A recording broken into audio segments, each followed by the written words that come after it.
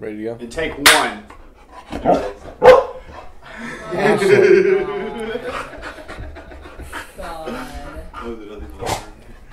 Okay, so you were saying, where are you from? Hey, no. My name is Jared Alarmo. I'm from Rockland, California, which is north of Sacramento in Northern California. Oh wait, who's this growling over here? Yeah, That'd be who- Ashlyn. That'd be Ashlyn.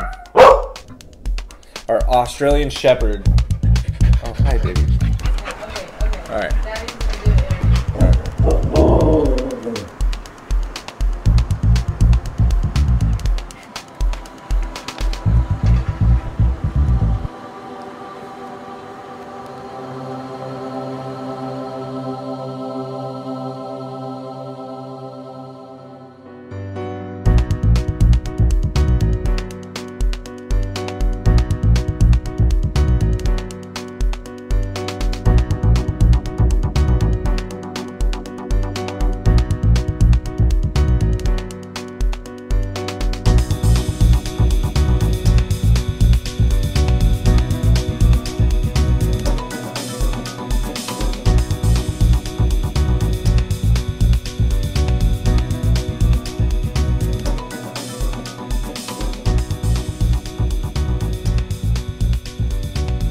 I replaced football with fitness.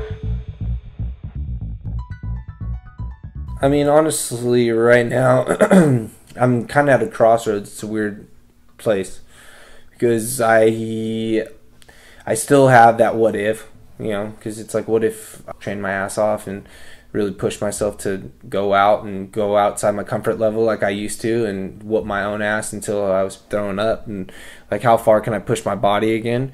Do I want to do that and really play and see if I can just, one last hurrah before it's all said and done, so that way I get that out of my system? Or do I kind of strike it up and, keep on doing pursuing coaching and teaching and, just live it vicariously through my team, or, do the personal training thing, because fitness is so special to me and I'm so good at it. Yeah. It's just very different. Like, I would say that I replaced football with fitness after I was done. Right. Because I associated myself as being a football player my whole life, or an athlete. That's all I associate myself. When someone asks, what do you do? This.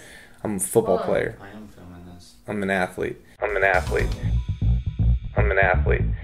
I think what sets me apart from others is that I do all types of fitness. I think a lot of people focus in on one type of fitness, and I don't do that. I do kettlebell training, I do functional training, I do plyometrics, I do sprint training, I do a little bit of CrossFit. Being an athlete, I thought that what made me better was that I played all sports, could play every position, and I think it's the same thing with fitness, is that I can play with everything.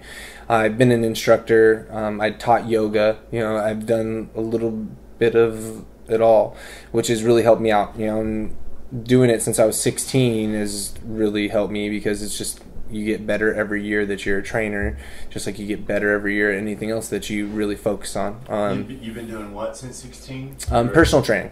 You're a personal trainer since 16? Yeah, and I trained inside facilities and all types. I trained inside 24s. I've trained, or like the big Globo gyms. I've trained inside small regular flats that are just for personal trainers. I've done in-home stuff. I've done teams. I did schools. I've done it all. Do what you want. Be passionate about it, and then that money will come to you. I never had a hard transition going from a child to a teenager, from teenager to a young adult, but from a young adult to an adult was the hardest transition, and learning how to transition those passions into making money has been another thing that's been really tough, and I think they don't teach that to anyone. And we're much different than our parents, because our parents, they didn't care what they did as long as they made money. Even if they're unhappy, hating life, it didn't matter. As long as they were providing, they didn't care. And they taught us opposite, to go for our passions, and you can be what you want to be, all that kind of stuff. And I think some of us really did take that to heart. I I have. And what's different now is my mom lost her job at 55. And was making a ton of money as a VP, and now she can't get a job. Everyone wants her to do entry level stuff.